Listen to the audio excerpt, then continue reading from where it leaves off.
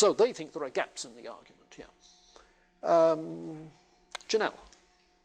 How do you go from I exist, I'm a thinking thing, to God exists? Okay, that's the next order of business. Jim? Using something a bit less graphic than vomiting. I happen to be a bit hungry right now. I'm aware of that. Would he say that I just simply have the idea of hunger? Yeah, this comes up again when we get to George Berkeley, who has a similar kind of representational view as the basis for his subjective idealism, you see. But George Berkeley will make a distinction between the idea of hunger and feeling hungry. His example is of pain. I think it was one of those other 18th century English figures, his name slips me for the moment, who said he's going to refute the learned Bishop Berkeley, and he kicked a rock, and oh, that hurts. That's real pain, not just the idea of pain. To which Berkeley responded, sure, the idea of pain is voluntary. The real pain is involuntary. That's the real difference. But they're both ideas. There are some involuntary ideas, you see. So Descartes, I suspect, would say the same thing. That your present idea of vomiting is, or your present idea of a meal is a voluntary one. Whereas your feeling hungry is an involuntary one. But they're both ideas. But that doesn't make me aware of... No direct awareness. No. Not according to Descartes and Berkeley. According to Reid, yes. Yeah. Tim? This may be answered the same way. What about being tired? Like, is your mind tired? And if it is, would that mean there's some kind of material thing that Well, is there any reason why an immaterial agent giving concentration to careful argumentation with Descartes doesn't get tired? I mean, there's a physical tiring, yeah, but there's also a mental, couldn't there be, purely mental tiring? Now, that's not the way Descartes would answer it. That's the way Berkeley would answer it. The way Descartes would answer it probably is by saying, yes, there, as we'll see when we've proven the existence of body, there is a causal relationship between body and mind. So that if your body gets fatigued, your mind is affected. Mm-hmm. Yeah, it's interesting that my mind gets fuzzy about 9, 10 o'clock at night. Usually it's not fuzzy in the morning, but it's fuzzy at night. Why? Well, Descartes would say it's obvious. Your body's getting tired and your mind is affected. You mentioned that part comes in the concept of notion of the soul cycle. Yes. Could you summarize the meaning of substance for us? Yeah. Be careful that you don't take substance to mean something physical. It's our translation of the word race, which means a thing, and we use the term substance in ordinary English in a variety of ways. Now, the substance of this argument is, you see, or we say, what is the matter? Meaning, what's the problem? The matter under discussion is, you see, so terms like matter and substance do not necessarily refer to things physical. Literally, substance is what stands beneath. Substao. How many people had high school Latin? Bunch of barbarians. Substao, it stands beneath. You see. Oh, sure, you know, it's Greeks, Romans, or barbarians are the only alternatives. It's the way it was in antiquity, at least. So in that sense, you see, the mind is that which underlies all of the conscious states and activities. The underlying reality is that of mind. David? I was wondering, with Descartes, so he does say that there are involuntary ideas. Couldn't he sort of wiggle his way out of the solipsism of the present moment by saying that we have these involuntary ideas going on, even though we're not conscious of them? No, I think an idea that you're not conscious of, he would regard as a self-contradiction. It's like a square circle. Because an idea is a conscious state. And you're asking about an unconscious consciousness. No such animals. But what would you call dreaming? Or, Well, there are mental states. There are images that go through your mind in dreaming. So dreaming is a state of consciousness. It's not waking consciousness, but it's a conscious state. You can tell me sometimes what you dreamed. Yeah, but that, like, when you look at the subconscious, doesn't the ideas, doesn't the subconscious hold ideas that you're not aware of? Doesn't the subconscious hold ideas that you're not aware of? Or do you mean that there are certain unconscious or half-conscious influences on your conscious states?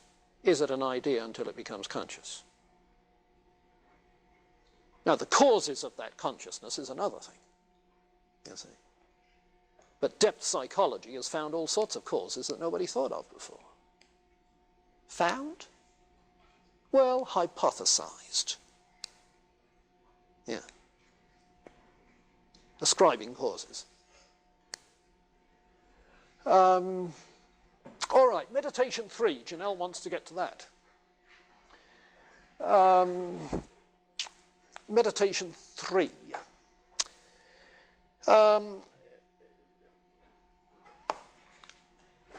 Having come only this far, that I am a thinking thing, thinking ideas,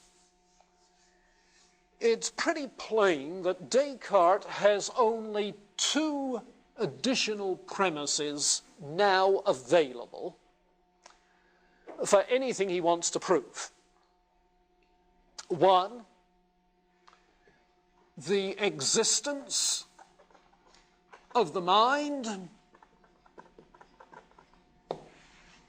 okay, and two, the actual ideas that I have.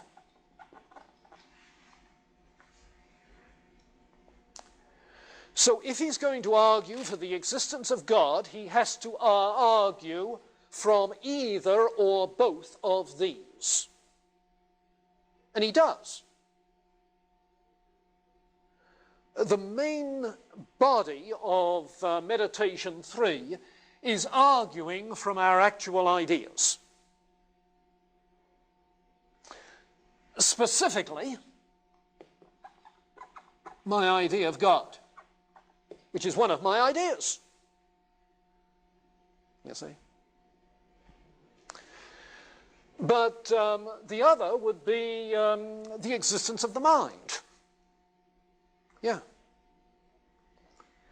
And in both cases, what he's going to do is to try and construct a causal argument. A causal argument. Now, the argument from the existence of the mind is relatively simple, and it only plays a secondary role. It's a secondary role woven into the argument from the idea of God. But the existence of the mind is fairly simple. Here I am, very obviously a finite, fallible, contingent thing. Limited, subject to error, and dependent for my being as a mind on other things, and for my functioning as a mind dependent on other things. In other words, what he's dealing with in the existence of the mind is the agent that acts in conscious actions, the agent, and the ideas.